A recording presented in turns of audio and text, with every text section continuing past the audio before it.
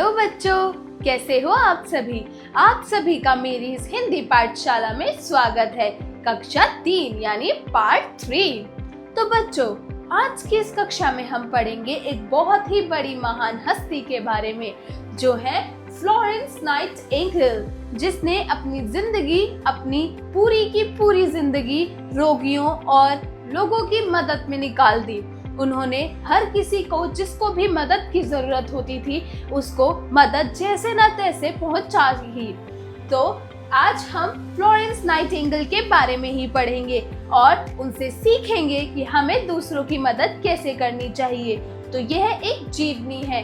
जब हम किसी व्यक्ति के बारे में पढ़ते हैं, उनकी जिंदगी के बारे में पढ़ते हैं, तो हम उसे जीवनी बोलते हैं। तो चलिए बच्चों, शुरू करते हैं। अध्याय 3, फ्लोरेंस नाइटिंगेल, जीवनी, अध्ययन से पूर्व। तो बच्चों, जैसा कि आप देख सकते हैं, इस चित्र में एक कक्षा का, एक क्लासरूम का सीन है, जिसमें अध्यापक बच्चों से कुछ सवाल कर रहा है और बच्चे भी उनसे कुछ सवाल कर रहे हैं। मतलब बेसिकली यहाँ पर एक क्लास चल रही है। तो देखते हैं कि बच्चे अध्यापक से क्या पूछ रहे हैं। गुरुजी, महान व्यक्ति कौन होते हैं? तो अध्यापक जवाब देता है, महान व्यक्ति अच्छे और बड़े काम करते हैं। तो उनमें से एक लड़का कहता है कि क्या गुरुजी, क्या हम भी महान बन सकते हैं? हम भी अच्छा काम कर सकते हैं? तो पता है टीचर क्या कहते हैं? अध्यापक क्या कहते हैं कि हाँ बच्चों, तुम्हें भी अच्छे कार्य करने चाहिए। अगर तुम अच्छे कार्य करोगे तो तुम भी एक महान व्यक्ति बनोगे, फ्लोरेंस नाइटिंगेल के जैसे। तो बच्चों, चलो देखते हैं इस जीवनी का मूल तत्व क्या है। जीवनी का मूल तत्व। प्रस्तुत जीवनी में मानव सेवा की प्राथमिकता दी गई है, जिसमें बताया गया है कि फ्लोरेंस नाइटिंगेल जैसी महान विभूतियों के जीवन से हमें प्रेरणा लेनी चाहिए। तो बच्चों, यहाँ पर बताया गया है कि जो ये जीवनी हम पढ़ने वाले हैं, उसमें मानव सेवा को प्राथमिकता दी गई है। मतलब मानव सेवा यानी कि इंसान की हेल्प, मदद करना, उनकी सेवा करना, उसको प्राथमिकता, मतलब सबसे पहला काम यही आता है, उस दी गई है। इसमें बताया गया है कि हमें भी फ्लोरेंस नाइटिंगेल जैसी महान विभूतियों के जीवन से प्रेरणा लेनी चाहिए। मतलब उनसे सीखना चाहिए। जैसे वो लोगों की सहायता करती थी, वैसे हमें भी लोगों की सहायता करनी चाहिए। चलिए बढ़ते हैं इनकी जीवनी की ओर। तो और जानते हैं कि फ्लोरेंस नाइटिंगेल कैसी इंसान थी, वो लोगों की मदद किस तरह व किस रूप में करती थी। चलिए शुरू करते हैं। यह घटना फ्लोरेंस नगर, इटली की है। मतलब फ्लोरेंस जो नाइटिंगेल थी, वो इटली की रहने वाली थी। तो यह घटना फ्लोरेंस, इटली में एक जगह है फ्लोरेंस नगर, तो यह घटना वहां की है। एक बार एक छोटी सी बच्ची विद्यालय से अपने घर की ओर जा रही थी। तभी अपनी गली के कोने पर एक नन्ही सी प्यारी सी बिल्ली देखी, जो पैरों में चोट लगने की वजह से चल भी नहीं पा रही थी। उसके घाव पर मक्खियां भिनभिना रही थी। उस बच्ची को बिल्ली पर दया आ गई। वह उसे अपने घर ले आई।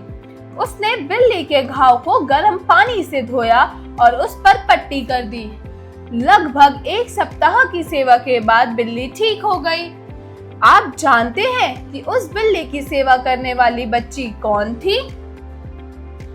तो बच्चों, यह घटना, जो बिल्ली की घटना बताई जा रही है, ये इटली के एक फ्लोरेंस नगर, इटली में एक छोटी सी जगह है जिसका नाम है फ्लोरेंस नगर। ये वहां की है। वहां पर एक छोटी सी प्यारी सी बच्ची अपने विद्यालय से घर की ओर, मतलब छुट्टी होने के बाद लड़की अपने विद्यालय से घर की ओर जा रही थी।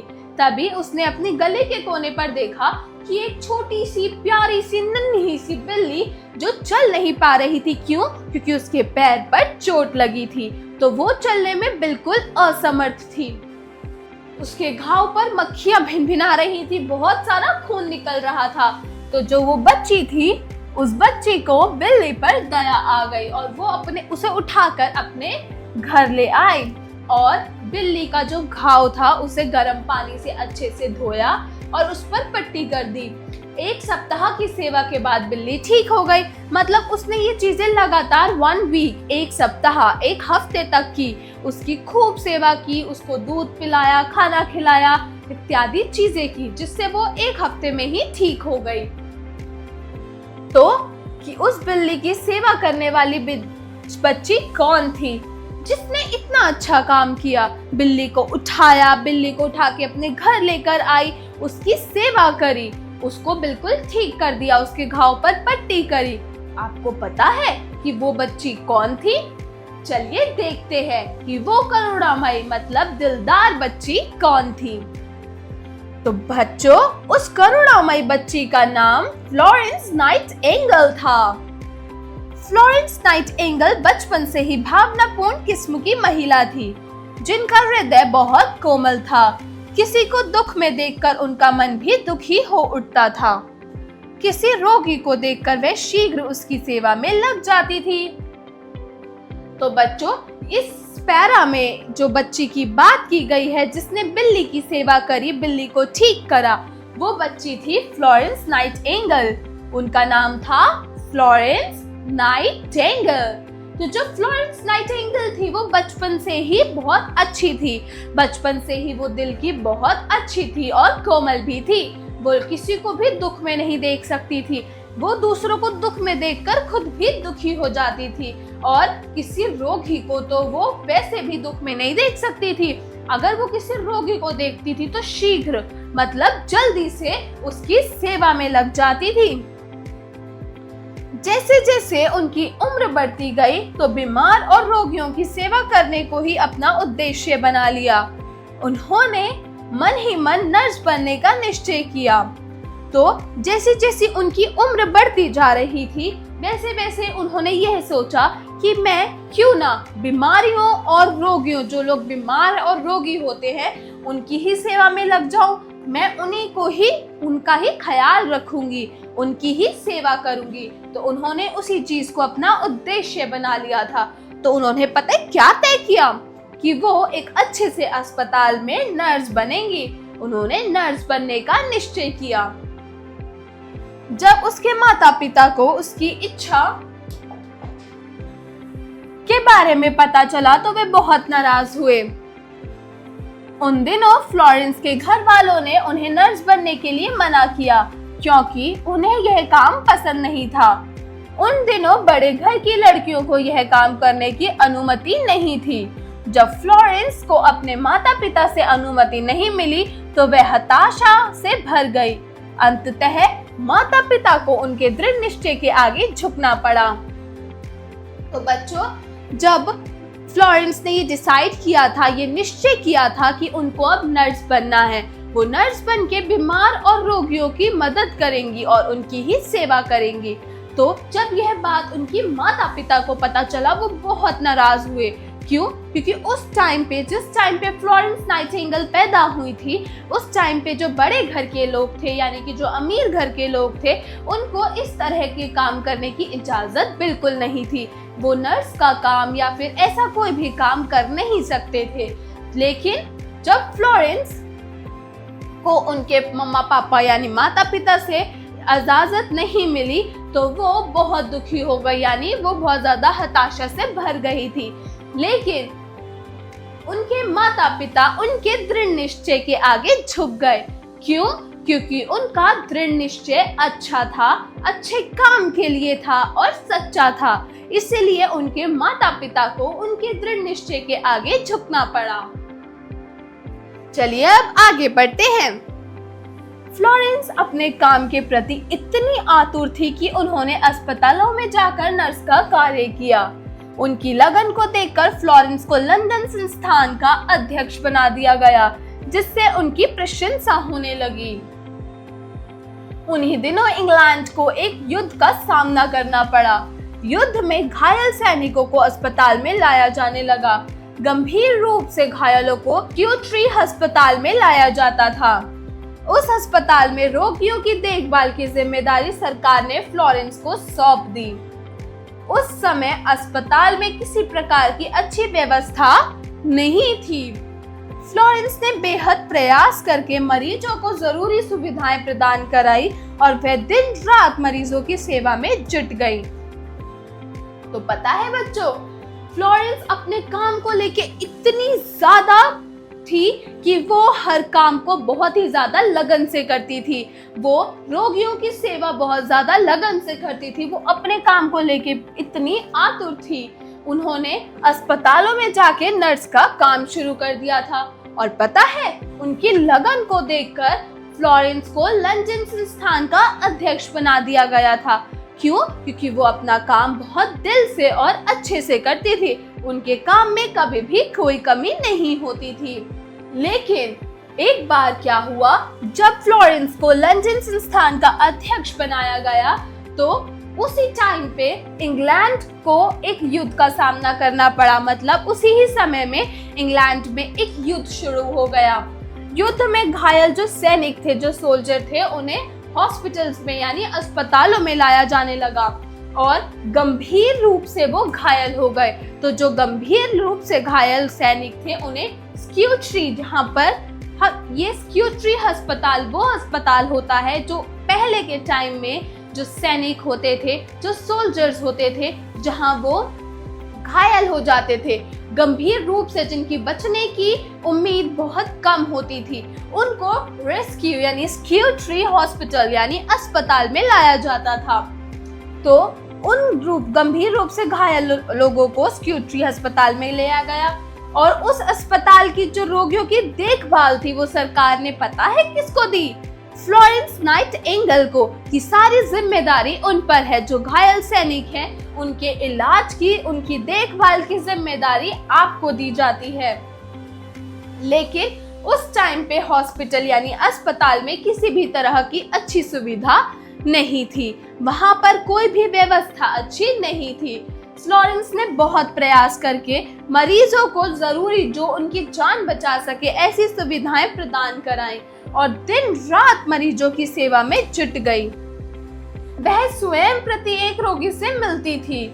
मतलब वो खुद हर एक रोगी से मिलती थी। अब देखो बच्चों, इतना बड़ा हॉस्पिटल होता है, इतना बड़ा अस्पताल होता है और युद्ध के टाइम पे तो कितने घायल लोग आते हैं, लेकिन वो तब भी हर एक रोगी से वो अकेले मिलती थी स्वयं।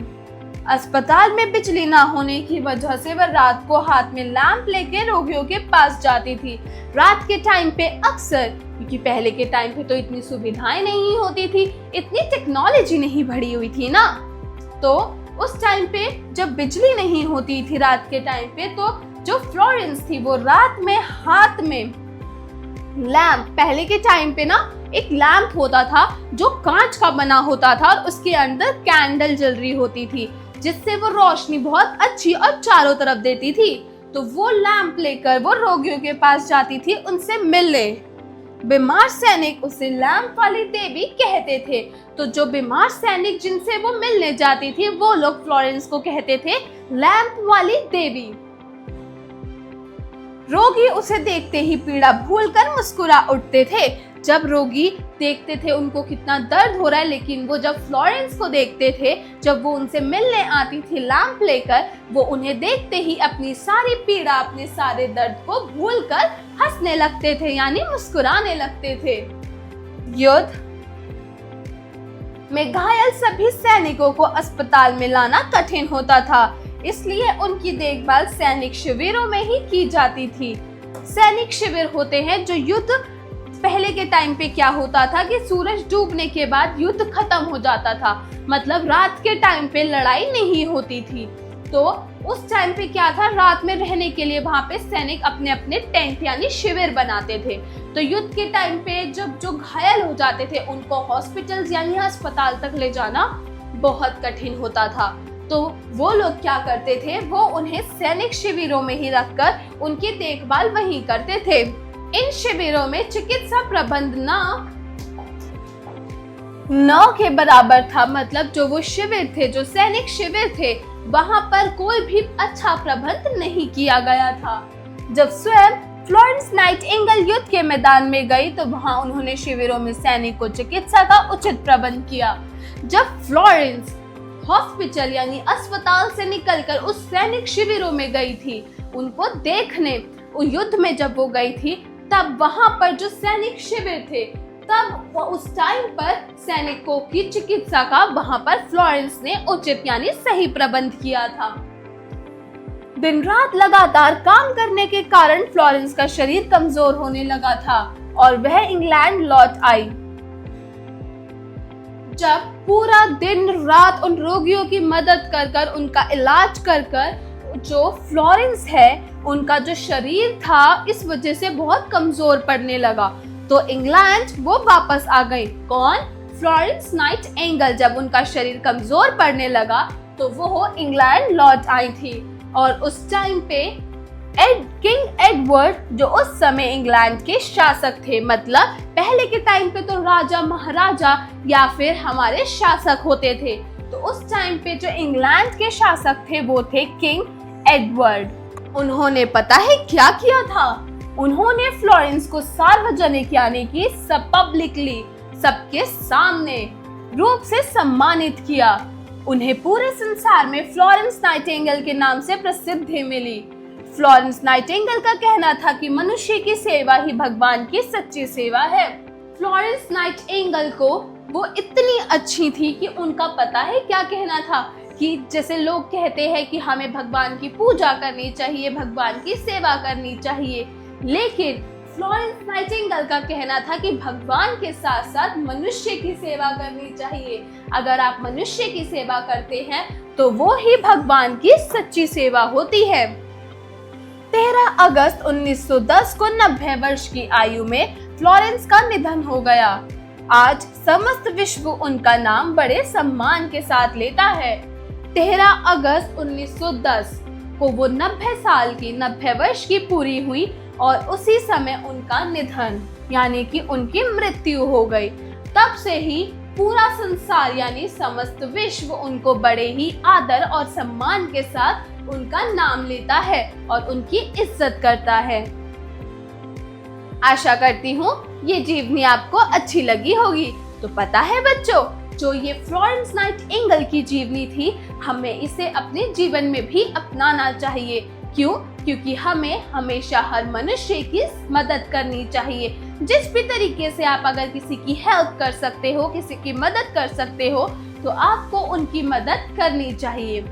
चलिए अब कुछ शब्दों के अर्थ पढ़ते हैं, मतलब शब्दार्थ पढ़ते हैं। करुणामयी मतलब दयावान या फिर दयालु। अनुमति मतलब आज्ञा या फिर इजाजत। बच्ची मतलब कन्या, बालिका या फिर लड़की। लैंप मतलब लालटेन या फिर टॉर्च। चिकित्सा मतलब इलाज या फिर उपचार।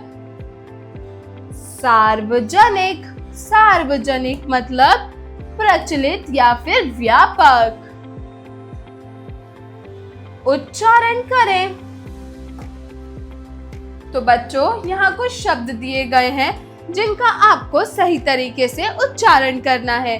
तो चलो मेरे साथ इन शब्दों को दोहराओ। फ्लोरेंस, भिन्न भिनाना, भावनापूर्ण। स्क्यूट्री।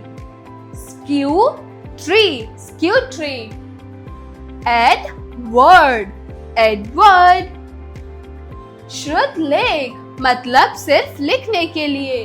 तो बच्चों यहाँ कुछ शब्द दिए गए हैं जिनका आपको सही तरीके से लिखकर इनका अपनी अपनी किताबों में अभ्यास करना है। तो चलिए मेरे साथ इन शब्दों को लिखना शुरू कीजिए। पहला शब्द है करुणामयी। का रा उ ड़ा आ मा या ई करुणामयी। अगला शब्द है बिल्ली।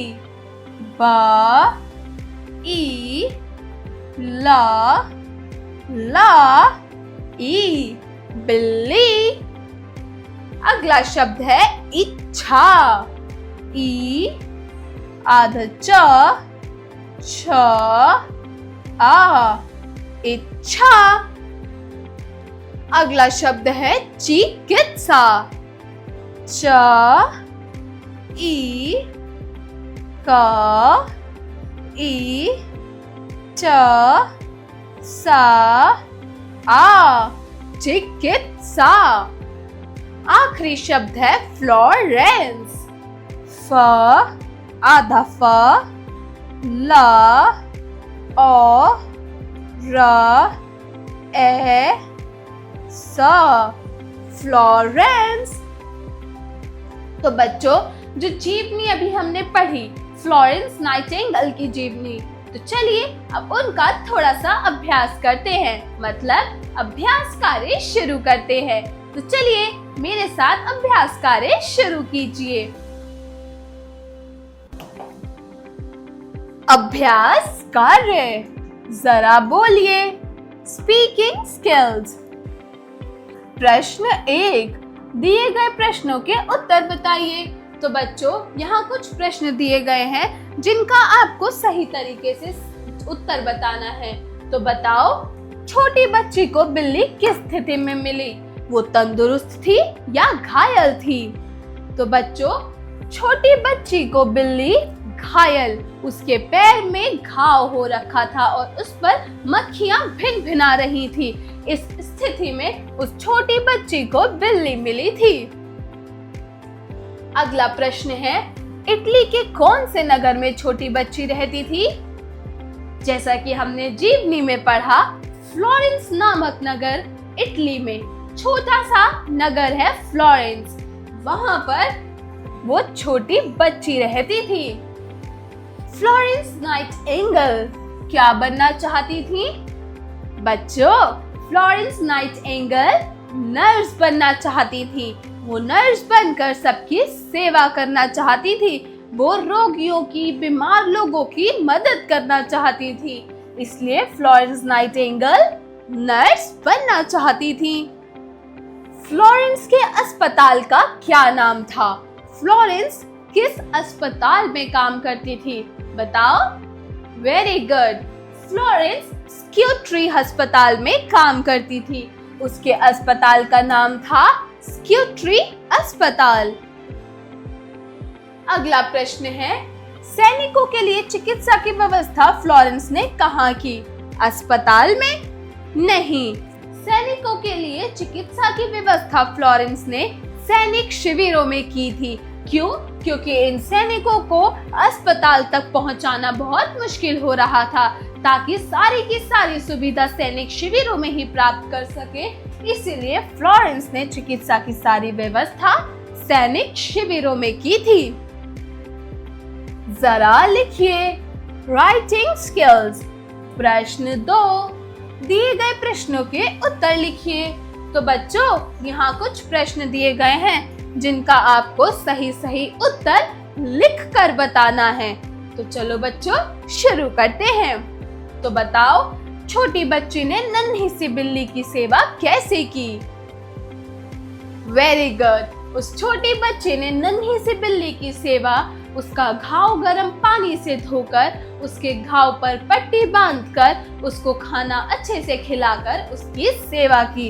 इसी वजह से वो 1 हफ्ते यानी 1 सप्ताह में ठीक भी हो गई थी। अगला प्रश्न है, फ्लोरेंस को नर्स बनने के लिए माता पिता ने क्यों मना कर दिया?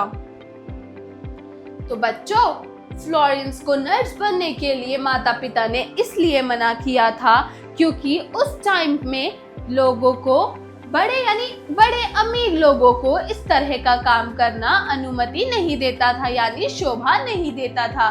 तो उसके माँ बाप को उसका ये काम करना भी पसंद नहीं था, इसलिए उन्होंने फ्लोरेंस को नर्स बनने के लिए मना कर दिया था।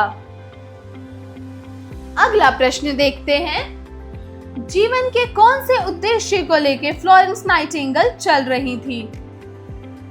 तो बच्चों, जो फ्लोरेंस नाइटिंगेल थी, उन्होंने अपने जीवन का जो उद्देश्य था वो क्या बनाया था?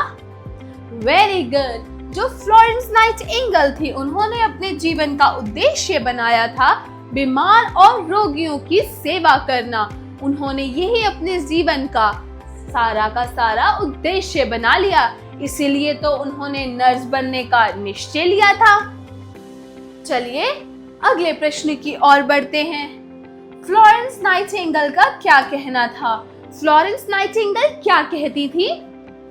Very good. फ्लोरेंस नाइटिंगेल का कहना था कि मनुष्य सेवा ही भगवान की सच्ची सेवा है। मतलब अगर जो इंसान मनुष्य की सेवा कर सकता है, भगवान उससे बहुत खुश होते हैं। मतलब वो ही भगवान की एक अच्छी और सच्ची सेवा है। अगले प्रश्न को देखते हैं। फ्लोरेंस नाइटिंगेल को कैसे और किसने सम्मानित किया? तो बच्चों, किसने फ्लोरेंस नाइटिंगेल को सम्मानित किया था? वेरी गुड, एडवर्ड किंग ने, जो उस समय इंग्लैंड के शासक थे। उन्होंने फ्लोरेंस नाइटिंगेल को सम्मानित किया था, वो भी सार्वजनिक रूप से, यानी पूरे देश के सामने उन्होंने फ्लोरेंस नाइटिंगेल को सम्मानित किया था। चलो बच्चों, अब अगले प्रश्न को देखते हैं। तो बच्चों, यहाँ कुछ रिक्त स्थान दिए गए हैं जिनको आपको सही जवाब से भरना है। प्रश्न 3, दिए गए वाक्यों में रिक्त स्थानों की पूर्ति कीजिए। पहला वाक्य है, एक छोटी बच्ची डैश से अपने घर जा रही थी। कहाँ से वो अपने घर जा रही थी? वेरी गुड, एक छोटी बच्ची विद्यालय से अपने घर जा रही थी। अगला वाक्य है, फ्लोरेंस नाइटिंगेल बचपन से ही डैश किस्म की महिला थी। मतलब किस किस्म की महिला थी? दयालु व हृदय से कोमल। फ्लोरेंस नाइटिंगेल बचपन से ही दयालु किस्म की महिला थी। मतलब वो हर किसी की मदद करने वाली थी और उनका हृदय बहुत कोमल था। अगला वाक्य है बच्चों, फ्लोरेंस के घर वालों ने उन्हें डैश बनने के लिए मना कर दिया। फ्लोरेंस के घर वालों ने उन्हें क्या बनने के लिए मना किया था? डॉक्टर या फिर नर्स? वेरी गुड, फ्लोरेंस के घर वालों ने उन्हें नर्स बनने के लिए मना कर दिया। अगला वाक्य है, जब स्वयं फ्लोरेंस नाइटिंगेल डैश के मैदान में गई। किसके मैदान में गई थी वो? वेरी गुड बच्चों, जब स्वयं फ्लोरेंस नाइटिंगेल युद्ध के मैदान में गई। चलिए अगले प्रश्न को पढ़ते हैं। प्रश्न 4, दिए गए वाक्यों में सही कथन पर सही और गलत कथन पर गलत का चिन्ह लगाइए। तो बच्चों, यहाँ कुछ वाक्य दिए गए हैं जिनको पढ़कर हमें बताना है कि क्या यह वाक्य सही है या गलत है। अगर ये वाक्य सही है तो इसके आगे सही का चिन्ह लगाना है, और अगर ये वाक्य गलत है तो इनके आगे गलत का चिन्ह लगाना है। तो चलिए इन वाक्यों को पढ़ना शुरू करते हैं। छोटी बच्ची घर से बाजार की ओर जा रही थी। नहीं, यह वाक्य गलत है। छोटी बच्ची विद्यालय से अपने घर जा रही थी, इसलिए हम इसके आगे गलत का चिन्ह लगाएंगे। अगला वाक्य है, गली के कोने पर एक नन्ही सी बिल्ली मिली। बिल्कुल सही, यह वाक्य बिल्कुल ठीक है। छोटी बच्ची जब विद्यालय से अपने घर की ओर आ रही थी तो उसे गली के कोने पर एक नन्ही सी बिल्ली मिली थी, तो हम इसके आगे सही का चिन्ह लगाएंगे। नाइटिंगेल ने अपनी टीम को युद्ध के मैदान में भेजा। क्या नाइटिंगेल ने अपनी टीम को युद्ध के मैदान में भेजा था? नहीं, यह वाक्य गलत है। नाइटिंगेल स्वयं युद्ध के मैदान में गई थी। फ्लोरेंस ने अस्पताल जाके कार्य को सीखा। हाँ जी, यह वाक्य बिल्कुल ठीक है। वो अलग अलग अस्पताल में जाकर नर्स का काम करने लगी और उन्होंने यह कार्य सीखा, तो हम इसके आगे सही का चिन्ह लगाएंगे। अगला है, फ्लोरेंस नाइटिंगेल स्वयं प्रत्येक रोगी से मिलती थी। बिल्कुल सही, यह वाक्य भी बिल्कुल ठीक है, तो हम इसके आगे भी सही का चिन्ह लगाएंगे। प्रश्न 5, दिए गए वाक्यों के लिए उचित विकल्प का चयन कीजिए। तो यहाँ पर बच्चों 4 विकल्प दिए गए हैं, जो विकल्प वाक्यों को यानी प्रश्नों को पढ़कर आपको बताना है कि कौन सा विकल्प सही है, उसके आगे सही का चिन्ह लगाना है। तो चलिए शुरू करते हैं। क, बिल्ली के घाव पर क्या भिनभिना रही थी? मच्छर, मक्खी, भंवरा या फिर तितली? वेरी गुड, बिल्ली के घाव पर मक्खी भिनभिना रही थी। अगला वाक्य है, फ्लोरेंस ने खुद डैश बनने का निश्चय किया। फ्लोरेंस ने क्या बनने का निश्चय किया था? डॉक्टर, चपरासी, अध्यापिका या फिर नर्स? बिल्कुल सही जवाब, फ्लोरेंस ने खुद नर्स बनने का निश्चय किया। अगला वाक्य है बच्चों, रात के समय फ्लोरेंस हाथ में क्या लेकर रोगियों के पास जाती थी? दवाई, टॉर्च, लैम्प या इनमें से कोई नहीं? मतलब इन वाक्यों में से, इन विकल्पों में से कोई नहीं। तो बच्चों, रात के समय फ्लोरेंस हाथ में लैम्प लेके रोगियों के पास जाती थी। अगला वाक्य है, मनुष्य की सेवा किसकी सच्ची सेवा मानी जाती है? भगवान की, समाज की, जानवर की या इनमें से किसी की भी नहीं? तो बच्चों, मनुष्य की सेवा भगवान की सच्ची सेवा मानी जाती है, तो हम भगवान के आगे सही का चिन्ह लगाएंगे। अगला वाक्य है, फ्लोरेंस को लंदन में किसका अध्यक्ष नियुक्त किया गया था? शैक्षणिक संस्थान, मजदूर संस्थान, नर्स संस्थान या इनमें से कोई नहीं? तो बच्चों, फ्लोरेंस को लंदन में नर्स संस्थान का अध्यक्ष नियुक्त किया गया था। फ्लोरेंस वहां पे इस संस्थान की अध्यक्ष थी। जरा सोचिए, क्रिटिकल थिंकिंग। प्रश्न 6, फ्लोरेंस नाइटिंगेल ने चिकित्सा के कार्य को करना ही उचित क्यों समझा, जबकि उनके पास और भी कई विकल्प थे? सोच समझकर बताइए। तो बच्चों, फ्लोरेंस नाइटिंगेल ने चिकित्सा के कार्य को करना ही उचित इसलिए समझा था, जैसे कि हमने देखा कि फ्लोरेंस जो थी वो दिल की बहुत अच्छी थी, यानी दयालु थी। उनका हृदय बहुत कोमल था। वो किसी भी इंसान को बीमार नहीं देख सकती थी, वो रोगियों की मदद करना चाहती थी। इसीलिए ही उन्हें चिकित्सा के कार्य को करना ही उचित लगा। उनके पास ऑप्शंस, विकल्प तो बहुत थे, लेकिन उनका मन, उनका जो और वो था, बेसिक था, वो जो चीजें थी वो चिकित्सा के कार्य को ही थी। क्यों? क्योंकि उन्हें लोगों की मदद करना अच्छा लगता था, बीमार लोगों की।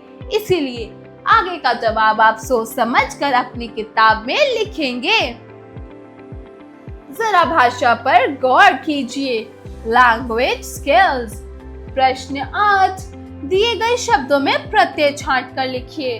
तो बच्चों, यहाँ पर कुछ शब्द दिए गए हैं जिनमें से आपको प्रत्यय अलग करना है। मतलब एक नया शब्द, एक नया वर्ण अलग करना है। पता है प्रत्यय क्या होते हैं?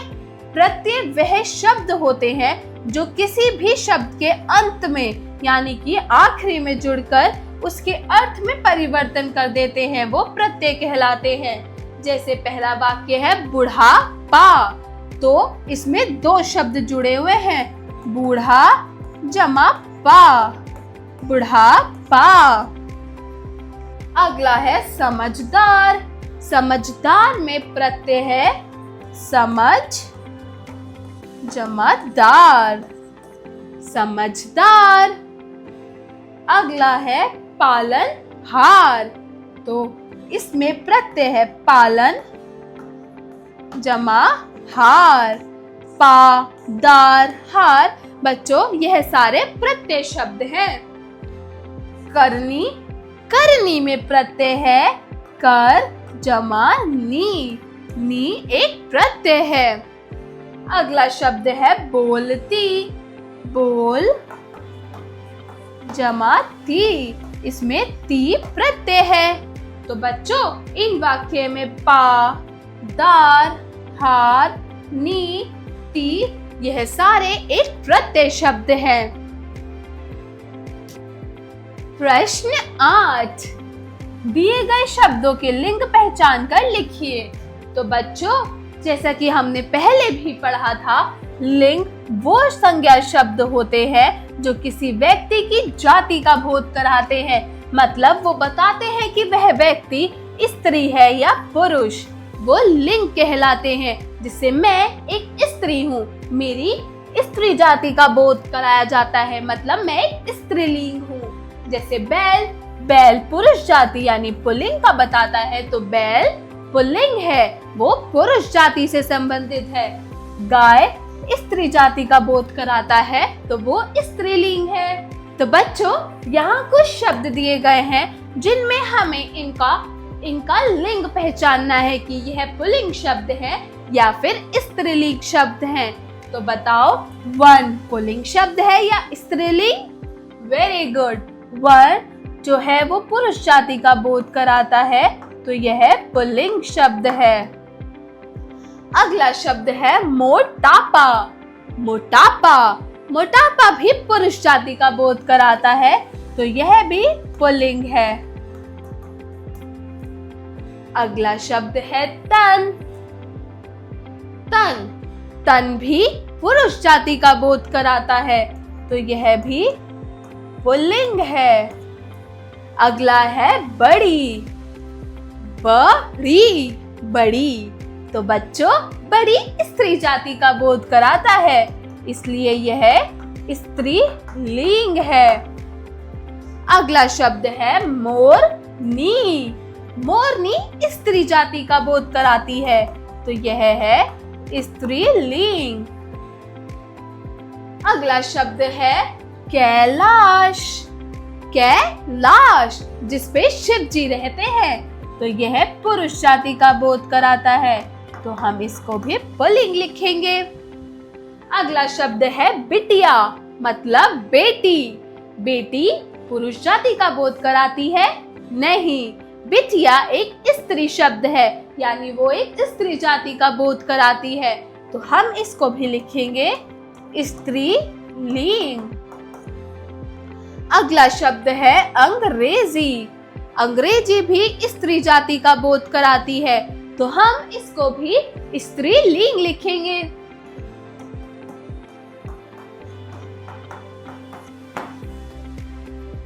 जरा रचनात्मक कार्य कीजिए, क्रिएटिव स्किल्स। प्रश्न 9, मानव सेवा को ही भगवान की सेवा माना जाता है, ऐसा क्यों? अपने शब्दों में लिखिए।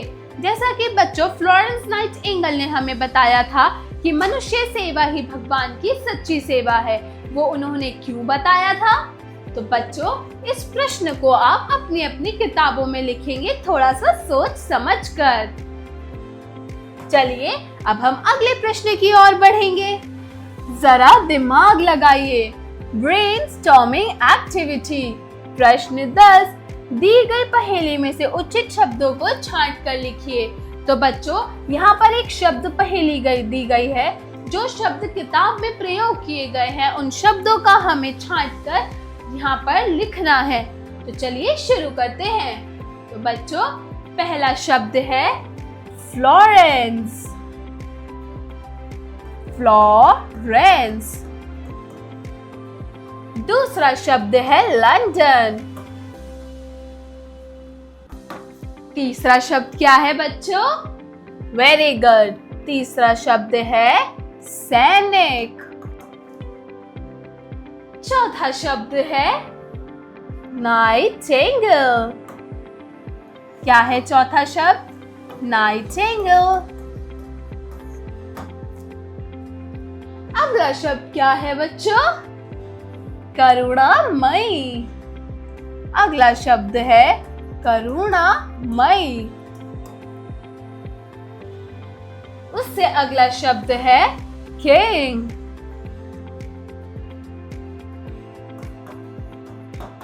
छठा शब्द क्या है बच्चों? किंग। अगला शब्द क्या है? चिकित्सा। क्या है अगला शब्द? चिकित्सा। अगला शब्द यानी कि आठवां शब्द है एडवर्ड। क्या है आठवां शब्द? एडवर्ड।